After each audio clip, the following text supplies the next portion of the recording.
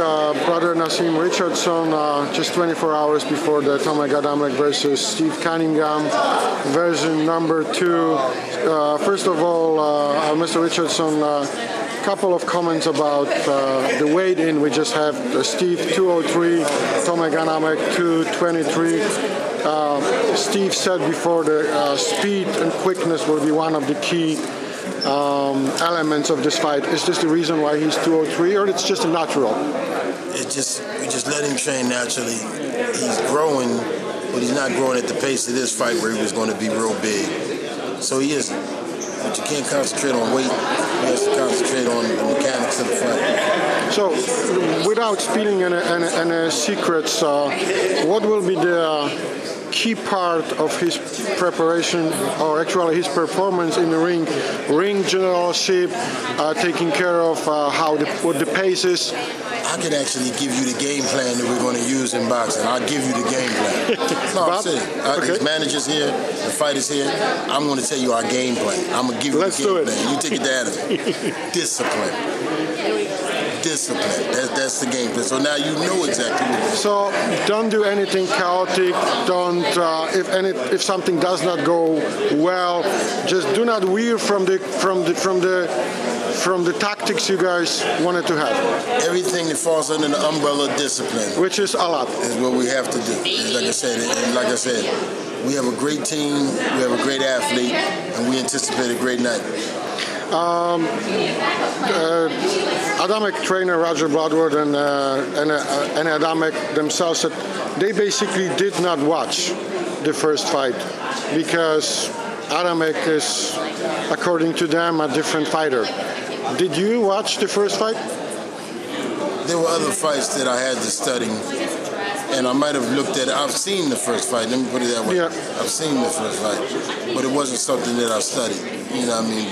But I've seen the fight. I think Adamek is a very underrated heavyweight.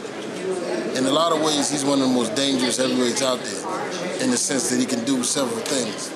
And I realized we really had to be prepared for him, for the simple fact that Adamek, I don't think gets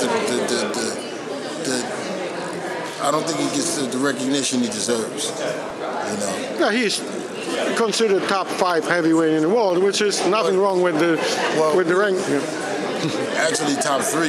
Yeah, top 3. You want to say top 3? Klitschko's and the Tomasz will be the best? That's how they have them rated. They got both of the Klitschko's 1 and 2, and then they have Adamek. So this is where we are. You know what I mean? We're at the top of the heap.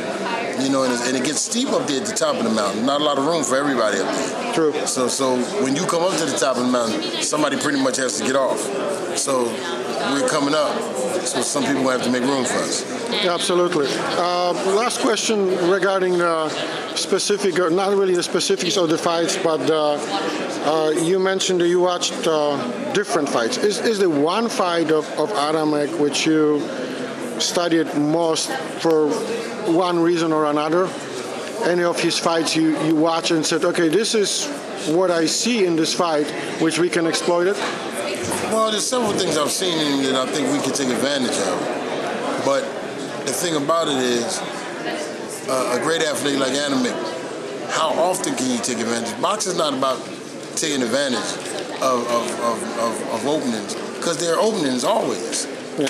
It's how often is that open going to be available after we take advantage of it once? See, what I'm saying is you can break in my refrigerator and steal something, but I'll be ready for you the next time. Yes. So this is what boxing is about. What can we do consistently throughout a 12-round reign that will enable us to edge these rounds in our favor? And I think we're going to have to, there's going to be times we're going to have to search for something each round. The round before may have to reveal something new to us. Because he's an intelligent fighter with an intelligent corner. You're going to make adjustments. We're going to have to make adjustments also. Yeah, this was one of the questions when I asked Roger Bloodworth, and I asked him for the keys in this fight, and basically it's like, listen to Roger this time, because he said discipline first, and because he said the both fighters are very intelligent fighters. Could be about adjustment to seeing the openings. So basically we have two, maybe not mirrored fighter, but you know what I'm saying? You agree that they are maybe different but also similar? Bottom line, I'm not going to let Adamek off the hook. Adamek is the champ. Adamek is a heavyweight. Adamek has lived at this weight and been comfortable at this weight. So he's a favorite for you. He has the advantages. Now, our job is to take those advantages away from him. But we're not going to pretend like he don't have these advantages. He has the advantages. He has the weight advantage. He's a champion. He's fought the best heavyweights of this era right now. So he has these things in his favor. You know what I mean? I would love to be coming into the fight with those advantages, but I don't. So I have to do what I have to. So if you take my queen off the board, I still plan on beating. True. It's just that I'd rather have the queen there.